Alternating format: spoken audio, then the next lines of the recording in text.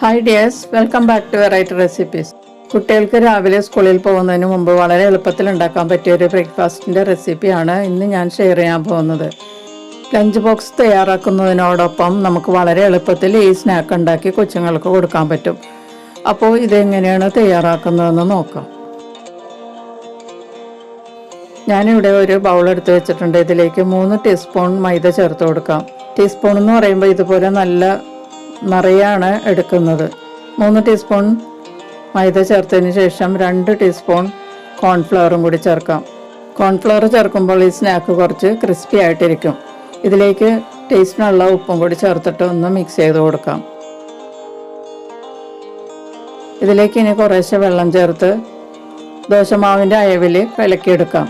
ഇതോടൊപ്പം നിങ്ങൾ ഈ ചാനൽ സബ്സ്ക്രൈബ് ചെയ്തിട്ടില്ലെങ്കിൽ ഒന്ന് സബ്സ്ക്രൈബ് ചെയ്ത് എന്നെ ഒന്ന് സപ്പോർട്ട് ചെയ്യുക. ബെല്ലൈക്കൺ പ്രസ് ചെയ്ത് അടുത്തടുത്ത വീഡിയോസും ഉറപ്പുവരുത്തുക.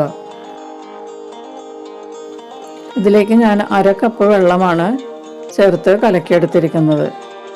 ഇപ്പം ഞാൻ 1/2 കപ്പ് വെള്ളം ചേർത്ത് നന്നായി കലക്കിയെടുത്തിട്ടുണ്ട്. കട്ടയില്ലാതെ കലക്കിയെടുക്കണം. ഇതിലേക്ക് ഒരു മുട്ട കൂടി ചേർക്കാം. അപ്പോൾ കുട്ടികളുടെ ബ്രേക്ക്ഫാസ്റ്റ് വളരെ ഹെൽത്തി ആവും. മുട്ട കഴിക്കാൻ ഇഷ്ടമില്ലാത്ത കുട്ടികൾക്ക് ഇതുപോലെ ചെയ്ത് കൊടുത്താൽ അവർ അറിയാതെ തന്നെ ഈ സ്നാക്കിൻ്റെ കൂടെ മുട്ടയും കൂടി കഴിച്ചു പോകും.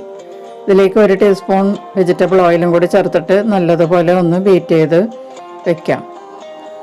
ഇപ്പം ഞാൻ മുട്ടയും ചേർത്ത് നല്ലതുപോലെ ബീറ്റ് ചെയ്തിട്ടുണ്ട്. ഇനി ഇതിലേക്ക് കുറച്ച് കൊറിയാണ്ടർ ലീവ്സ് ചേർക്കാം. ഇതിന് പകരമായി മിൻറ്റ് ലീവ്സും ചേർക്കാം, അല്ലെങ്കിൽ മുരിങ്ങയില ചേർക്കാം. മുരിങ്ങയില ചേർത്താൽ വളരെ നല്ലതാണ്.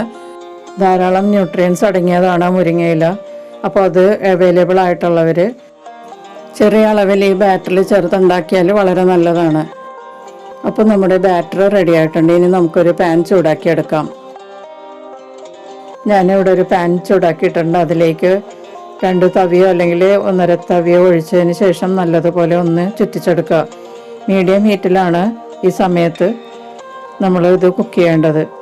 ഇടയ്ക്ക് ഗ്യാപ്പുള്ള സ്ഥലത്ത് നമുക്ക് ഈ ബാറ്റർ ഒഴിച്ചൊന്ന് ഫില്ല് ചെയ്യാം.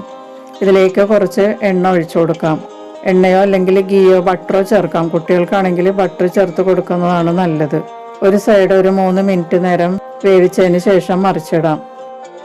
കൂടുതൽ മുരിയണമെന്നുള്ളവർക്ക് ഒരു 4 മിനിറ്റ് നേരം ഫ്രൈ ചെയ്താൽ മതിയാവും. തിരിച്ചിട്ടതിന് ശേഷം വീണ്ടും 3 മിനിറ്റ് കഴിഞ്ഞതിന് ശേഷം നമുക്കിത് പാനിൽ നിന്ന് എടുക്കാം.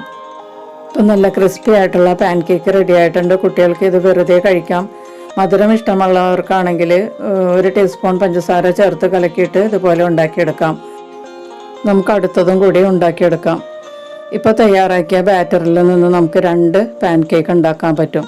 കൂടുതൽ വേണമെന്നുള്ളവർക്ക് ഈ അളവിൽ തന്നെ കൂട്ടിയെടുത്താൽ മതിയാകും. നല്ല ടേസ്റ്റി ആയിട്ടുള്ള ഒരു പാൻ കേക്കാണിത്. നല്ല ക്രിസ്പിയുമാണ്.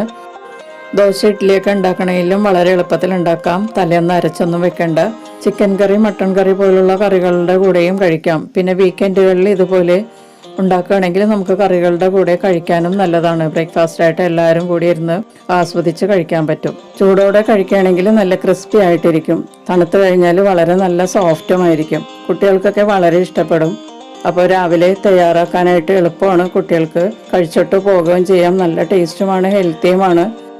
അപ്പോൾ ഈ ബ്രേക്ക്ഫാസ്റ്റിൻ്റെ റെസിപ്പി എല്ലാവരും ഒന്ന് ട്രൈ ചെയ്ത് നോക്കുക. വീഡിയോ ഇഷ്ടപ്പെട്ടാൽ ലൈക്ക് ചെയ്യാൻ മറക്കരുത്. നമുക്ക് മറ്റൊരു റെസിപ്പിയുമായി വീണ്ടും കാണാം. Thank you.